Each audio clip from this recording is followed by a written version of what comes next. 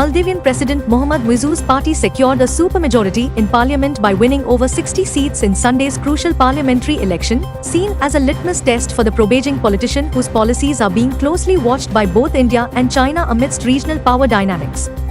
According to information released by the Elections Commission, EC, 207,693 people cast their ballots as of 5 p.m. local time, making for a voter turnout of 72.96%. 9 men returning from a wedding died in a road incident in Rajasthan's Jalwar when the car they were in collided head-on with a truck early Sunday, an officer said. The men, all of them aged 16 to 30, were returning from a wedding in Dungri village of Madhya Pradesh. In a massive relief to thousands of Goan origin Portuguese citizens who were deemed ineligible to apply for Overseas Citizenship of India (OCI) registration, the Ministry of External Affairs Passport Seva Program Division in a memorandum has made it mandatory for passport issuing authorities in India and abroad to issue a revocation order, which will be accepted in lieu of surrender certificates.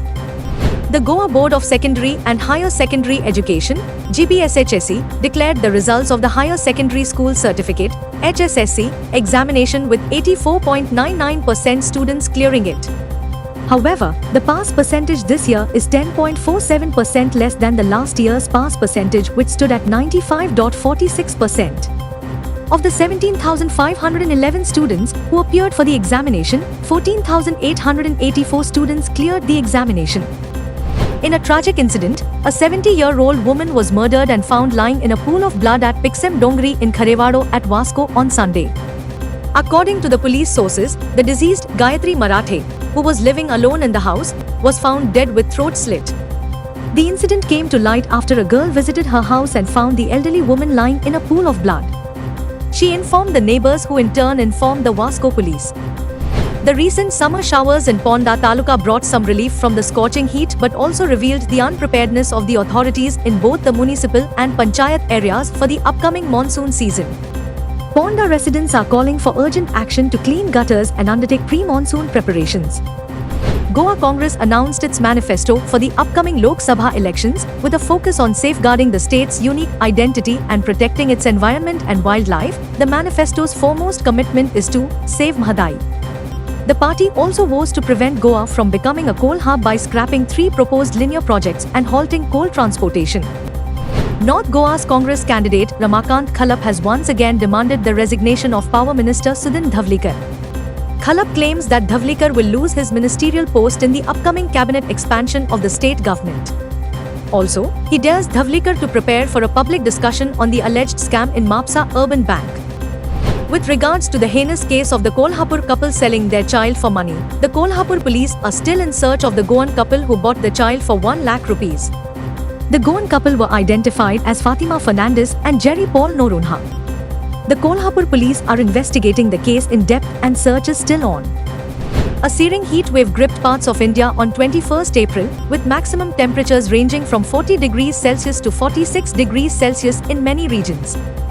According to the India Meteorological Department, IMD, severe heat wave conditions prevailed in Chhattisgarh, Jharkhand, Odisha, and Gangetic West Bengal during the day.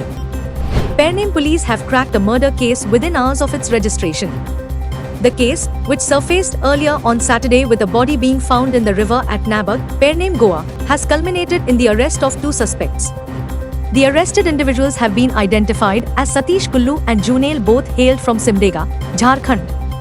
It has been also come to light that both accused are brothers of the victim. However, the reason behind their heinous act has not been revealed.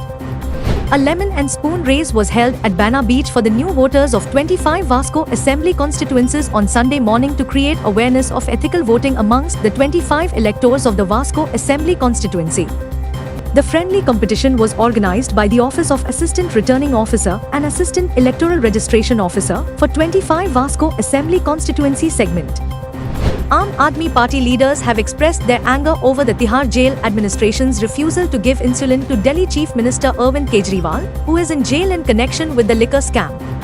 Whereas, according to the information given to the media by the Tihar jail administration, Kejriwal's health is good and he is taking medicines regularly on the advice of the doctors.